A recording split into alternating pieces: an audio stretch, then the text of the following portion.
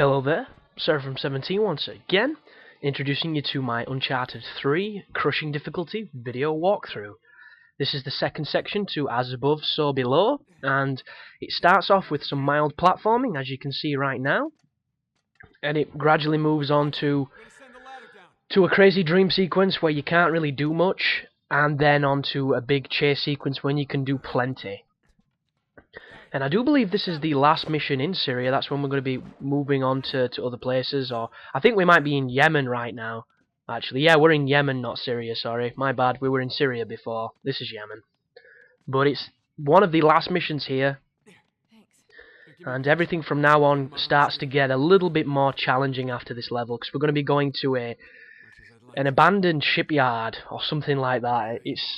It's the pirate section of the game, and it kind of sucks, man. It's fucking hard at times.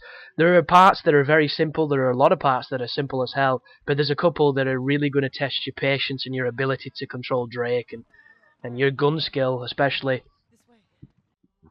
But I've just trimmed out a big cutscene there to make the video a little bit shorter, because this game does have a lot of standing around moments, and there's no point just talking over these stand around moments when you can play the game and listen to them yourself and enjoy them. So this is the dream sequence, or the hallucination sequence, or the Max Payne sequence, or whatever you want to call it. It clearly ain't real or happening. It's kind of messed up, and you're going to run around these streets for a while, running into the white, and every so often Talbot's going to talk to you. He's going to keep saying things. And the dream sequence ends when everything gets really, really white, and you'll wake up at a table talking to the enemies. But I'm probably going to trim that out, and it's going to go directly to whatever's after, which is chasing Talbot.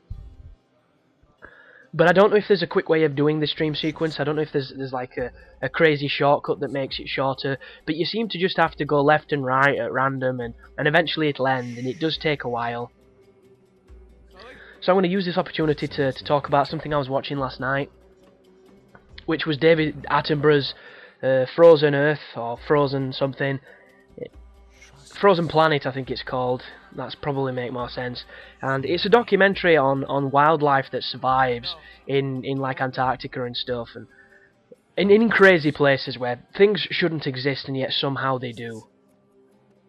And it was on about these penguins, these male penguins, and how like 5 million of these penguins will go to this one specific spot of land on this icy continent, and that's where they'll build the nests for the females, and it's what they do all the time. It's kind of their biological imperative, and they go around finding pebbles and stones that they think are good to build the nest with, and the better nest they build, the better bird they get. So it's the equivalent of, you know, doing a couple push-ups or putting on some aftershave and, you know, wearing a nice shirt when you go out to a club or a pub.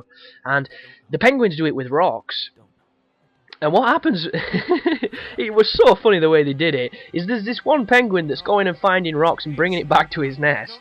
And then there's this dude next to him that decides to cut the middleman out and just rob this other penguin. So every time this dude brings a stone back that it likes, as soon as it turns around, this other cheeky bastard penguin comes down and nicks a stone from its nest to build its own nest.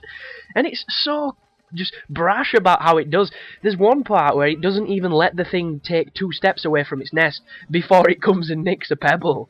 And because they turn so slowly, this other dude doesn't realise until really towards the end, and then it scares him away. But it is so funny, and if you've not seen it, I recommend those shows, because you learn some really crazy stuff.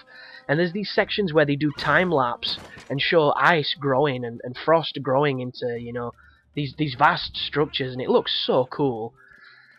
And it's not for the faint-hearted though, because there's a lot of cubs dying, there's a lot of polar bears eating shit, and a lot of, you know, fucking killer whales killing seals and stuff. And my mum doesn't like it very much because she doesn't like animals getting hurt. But I find it fascinating, and it's a real fun show. And what they put up with in that weather is just unbelievable, man. There's footage of these winds that get circulated because the air is colder than the ocean, or something along those lines, and it generates these ridiculous currents across these vast plains. And because there's no cover, and because there's nothing to buff them or to stop them, that you can literally see the wind and how it's moving, and you can see the force of it, and it goes up to like 80 miles per hour. And there's these penguins just like sat teching it in the face. It's just hitting them.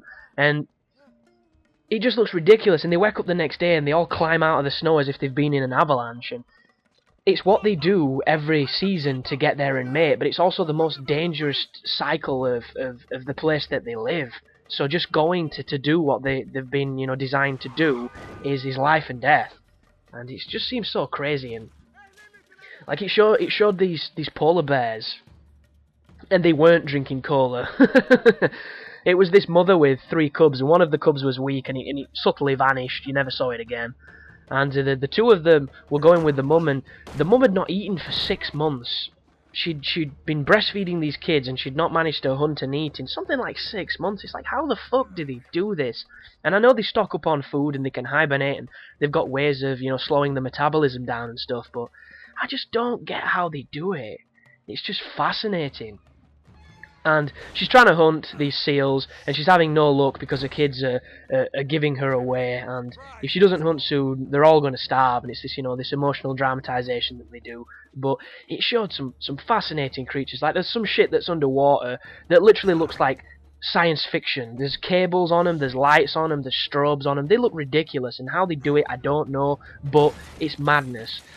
And there's just, like, there's this one section about this caterpillar, and I forget what it's called. It's called like the woolly bear caterpillar, I think it's called.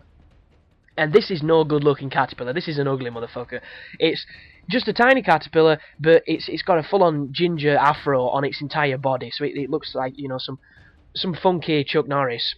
And what it does is it hibernates under rocks in this ridiculous environment that freezes it, and it hibernates for long periods of time. And while it's doing this, it's gradually freezing. Its heart stops, its blood completely freezes and congeals, and it effectively clinically dies. But when it's time to come out of hibernation, it just reanimates itself.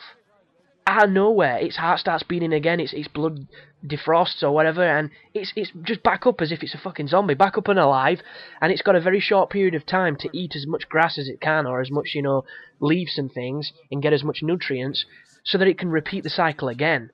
And it's the oldest living caterpillar on the planet, apparently, because they live to like 14 before they change into a cocoon and they turn into a moth. And it's just like, how the hell does this thing teach its body to do this? And it makes me wonder why our scientists aren't, experimenting on that motherfucker. Because if we could die and then somehow get better and revive ourselves like Lazarus, that's got to be more worthwhile than, making billion-dollar spacecrafts and billion-dollar weapons that are going to bomb a bunch of brown countries, and just wasting our time with all those pursuits, even though there's a lot of money in them, and that's the reason that the government pursues them, because they make revenue. But it's like, start jabbing needles in that caterpillar, man. I want to know how he does it. I want to do it myself. And it's just a fascinating program. But this is Talbot, and this is your first fight with him. And it's a pretty interesting one, because this guy counters a lot faster than a lot of the other people you fight. And there's a couple of situations where he'll hit you and you don't expect him to do it. And the best way to learn his pattern is to die a few times and get used to how he fights. But he's going to start drowning you in the fountain, as you can see, so you have to tap circle, and you come out almost dead. And it's a good job that this fight's nearly over, because one more punch and you will die. So just bear in mind, he's probably going to try and attack you, so you need to counter him. There you go. And then it's your turn to do stuff. But this is further proof that they should have facial damage. The guy just had his head smashed into some concrete and it didn't do a damn thing. Where's his bloody nose? Where's his, sleeve wiping across his face at a dramatic moment? But that's the end of that level, guys. I will see you in the next, and as always, you take care now.